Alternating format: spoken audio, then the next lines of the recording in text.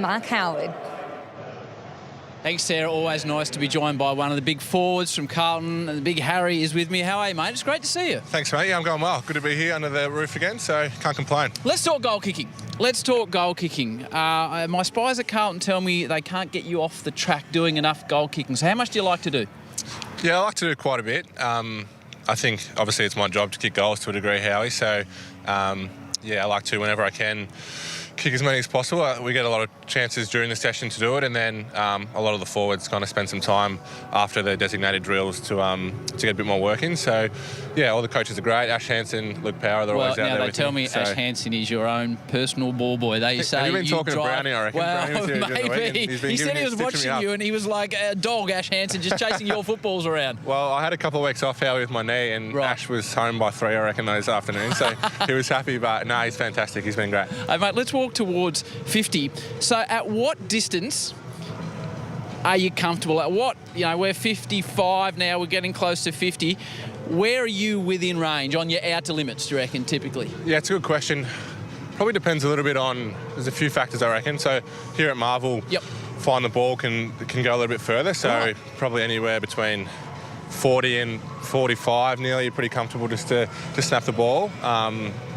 Sounds silly, but early on in the games, when you're a bit fresher with your legs, the ball can travel a little bit. And also, what about the set shot? Like if you're marking on 50 and you're kicking from 52, you're comfy, 53? Yeah. Anything past 46, 47, I think drop punt is a smarter move. Yep.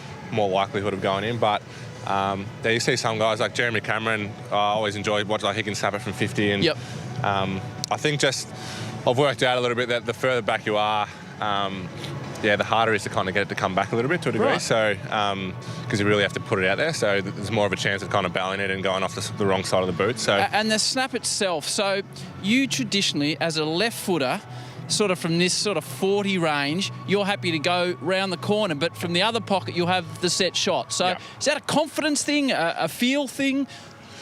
Yeah, it's probably a little bit of both. So I think confidence-wise, I don't mind the ball in my hand wherever, to be honest, but I've worked out through a lot of reps at training that the chances of actually kicking the goal and hitting the right part of the ball, snapping gives you the best chance to kick it. So when you drop punt, there's obviously a small part of the ball you can hit, and if you're in close on that angle, it doesn't have time to come back. So found that snapping the ball, if you sit it out there, and you can really open up the face, and there's a greater percentage chance to kick the goal. So a lot of people talk about, it's a bit of a cop-out to snap or whatever. They do, but a goal's a goal, isn't it? Yeah, and I think if you watch this year, a lot more guys are snapping the ball from this point because it just works. It simply works. And optically, I know I've talked about in the past that some of the older statesmen and women potentially don't like the look of it, but as I said before, it gets results, and a lot more players in the modern day are going to do it. And it's here to stay, so we've got to get used to it. Absolutely.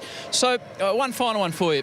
Centre bounce, Cripper's in there, Walsh in there, you're down here in the square. Yep. What are your cues when you see your ruckman get it to one of your mids? What are you doing, and what are you doing with Charlie to make sure you are where the ball is going to end up? Yeah, question. So from the centre bounce, we like to set up kind of on opposite sides. So nothing too fancy, but as a left footer, probably me operating more on this side is roll around and kick on your left, Charlie opposite on the right. I mean, we match and move a little bit, but I think the key is you've got to be pretty patient still, because the ball can fumble around a little bit and we can handball the ball a bit, so you don't want to go too early. So kind of holding your space, being patient, knowing the ball's coming to you. So yeah, Charlie and I have been operating pretty well from that, and it's good fun.